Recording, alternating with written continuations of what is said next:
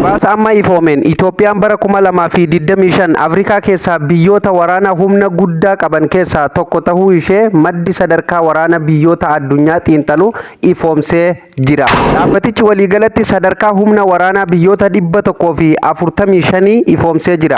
Akkasumallee biyyoonni Afrikaa bara 2025 waraana humna guddaa qaban jedhamanii eeraman biyyoonni 5 filatamanii jiru. Sunilleen eenyu akka taate bal'inaan isinitti hima. Biyyoonni 5 amma eeraman kun Itoophiyaan biyyoota Afrikaa keessaa Masrii, Aljeeriyaa, Naayijeeriyaa fi Afrikaa kaabaatti aanuudhaan biyya Afrikaa humna waraanaa sadarkaa ol aanaatti argamtu keessaa isaan tokko jedhamee kan maqaan dhawaman isaan 5 kana mee bal'inaan isiniin gaa akkam jirtu daawwattootaaf kabajamtoota Oroomaan baga irra deebiin gara chaanaala Oroomaan dhuftan namoonni haaraa taatan subscribe godha.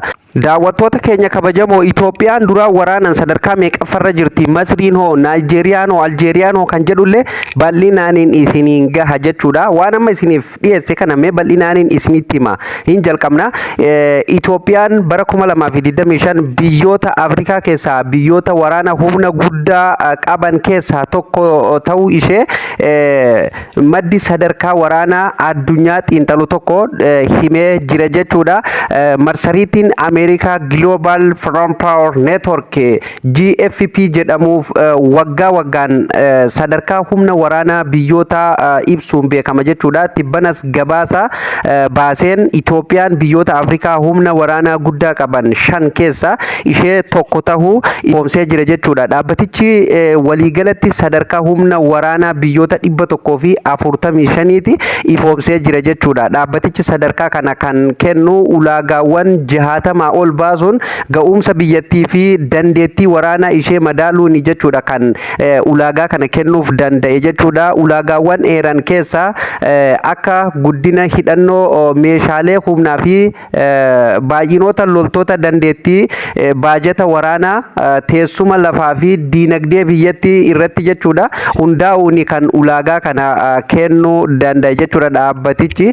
Kana malees guddina teeknooloojii gamtaa waraanaa hariiroo dippiloomaasii loltoota humna eeggataa xiyyaarota waraanaa teeknooloojii taataa fi akkasumallee humnoota galaanallee kan dabalatu ta'uu ifoomsee jira jechuudha. Afrikaan ardii jaarraa hedduuf waraanni walitti bu'iinsa waliin keessatti heddummaate keessaa isii tokko ta'ullee eeramee jira jechuudha. Ammallee biyyoota hedduu keessatti waraanni gaggeeffamaa kan jiru yoo ta'u jechuudha.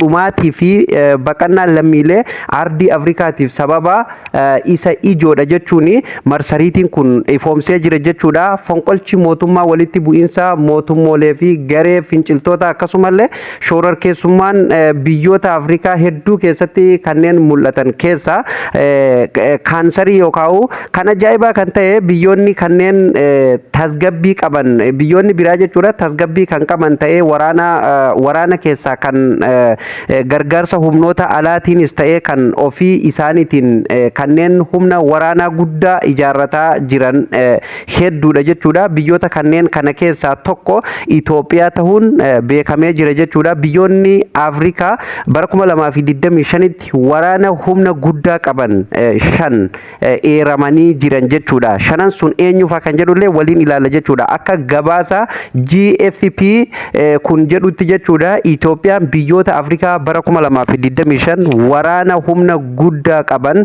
5 keessaa ishee tokko ta'uulleen eeramee jira jechuudha. Waggaa 5 dura bara 2020 ga'umsa waraana Afrikaa sadarkaa 7ffaa addunyaarraa ammoo sadarkaa 60ffaa kan turte Itoophiyaan bara 2025 akka Afrikaatti sadarkaa 5ffaa akka addunyaatti ammoo sadarkaa 52ffaa irratti argamti jedhamee maddi kun gabaasee jira jechuudha. Baay'ee dhugaa rabbii nama ajaa'iba jechuudha.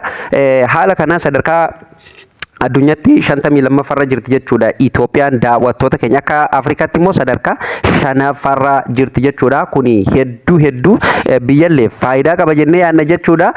Itti dabaluungaa Itoophiyaan biyyoonni 5 fakkeenyaaf isaan jedha sun tan akka Afrikaatti humna waraanaa gurguddaan beekamte sun sadarkaan kan kennamteef sun isaan kam kan jedhuun isinitti hima jechuudha.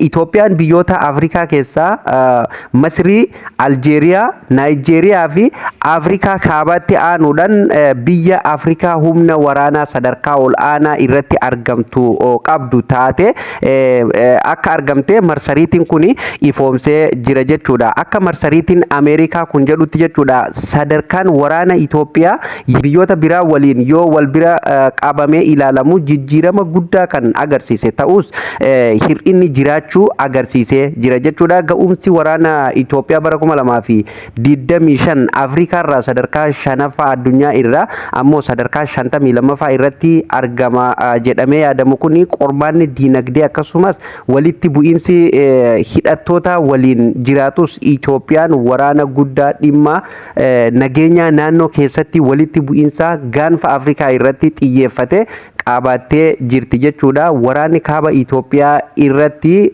waggoota lamaaf gaggeeffamaa tureef ammallee walitti bu'iinsa hidhattoota waliin naannoo Oromiyaa, Amaaraa fi kan biraa keessatti illee adeemsifamaa jiru dhiibbaa geessisuu biyyaatiin sadarkaa waraana ishee fooyyessuuf xiyyeeffannoo kennuu fi baajata guddaa akka ramaddu ibsamee jira jechuudha. Loltoonni Itoophiyaa, Raashiyaa fi Israa'el keessatti leenjii akka fudhatan kan himamuuf ta'ullee garuu waa'ee waraanaa Itoophiyaa ilaalchisee odeeffannoo bal'aa argachuun rakkisaadha jedhee jira jechuudha. Loltoonni Itoophiyaa ergama nagaa agarsiisu idil addunyaa keessatti gumaacha guddaa kan qabdu yoo ta'u biyyoota Afrikaa garagaraatti nagaa kabachiisuun qooda fudhatanii jiran jechuun ibsee jira jechuudha. Loltoonni Itoophiyaa gara 10,000 ta'an Soomaaliyaa keessatti ergama nagaa kabachiisuu irratti akka argamanillee ifoomsee jira jechuudha. Biyyattiin loltoota waraanaa adda addaa keessatti hirmaatan kanneen muuxannoo guddaa fi leenjii olaanaa qaban qabdi. Itoophiyaan biyya miseensa gamtaa Afrikaa cimtuudha jechuunis marsariitiin kun ifoomsee jira jechuudha. Bara kana warshaan meeshaalee waraanaa hanga taankii oomishuu fi dirooniiwwan teeknooloojii ammayyaawaa hidhatanii fi ajaja addaa raawwatan agarsiifamaa turanii jiran jechuudha. Afuraffaan Afrikaa kibbaa jechuudha. Ga'umsa waraanaa Afrikaan kibbaa akka Afrikaatti sadarkaa 4ffaa addunyaa irratti ammoo sadarkaa 40ffaa irratti argamti jechuudha. Afrikaan kibbaatti industirii oomishaalee meeshaalee waraanaa sadarkaa ol aanaa qabuun kan beekamtu Afrikaa kibbaa meeshaalee waraanaa ishee irraa caalaa ofiif oomishatti jechuudha. Haa ta'u malee hanqinni baajata waggoota dhiyoo asitti humnoonni waraana ishee daran akka hin guddanne daangessanii jiran jechuudha. Humnoota waraanaa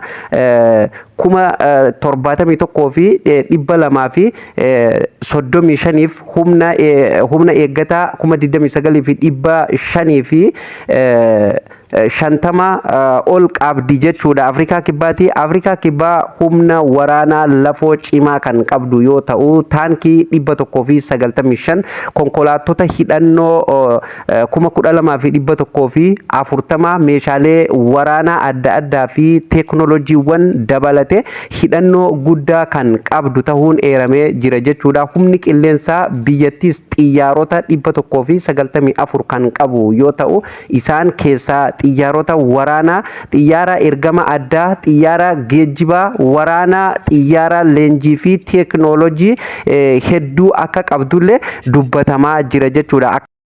Akkasumallee humna galaanaa Afrikaa kibbaa dooniiwwan 47 kan qabu yoo ta'u dooniiwwan bishaan jala deeman muraasa qabdi. Tilmaaman baajata humna waraanaa biyyattiitiif ramadummoo naannoo doolaara biliyoona 2.7 ta'a jechuun marsariitiin kun ifoomsee jira jechuudha. Sadaffaa Naayijeeriyaadha jechuudha. Naayijeeriyaan ga'umsi waraana Naayijeeriyaa Afrikaa irraa sadarkaa sadaffaa addunyaa irratti ammoo sadarkaa soddomii tokkoffaa irratti akka argamtullee dubbatamaa jira jechuudha.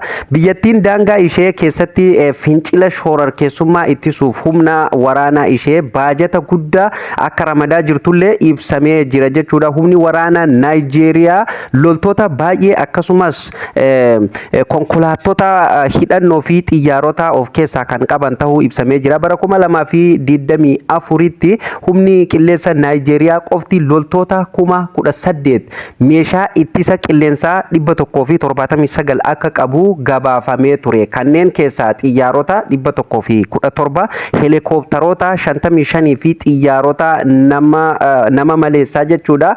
UAV 7 keessatti kan argamu ta'uu ibsamee jira jechuudha. Lammaffaa Aljeeriyaadha jechuudha. Aljeeriyaan akka Afrikaatti sadarkaa lammaffaa addunyaa irratti ammoo sadarkaa 26ffaa irratti argamti jechuudha. Humna waraanaa ishee galii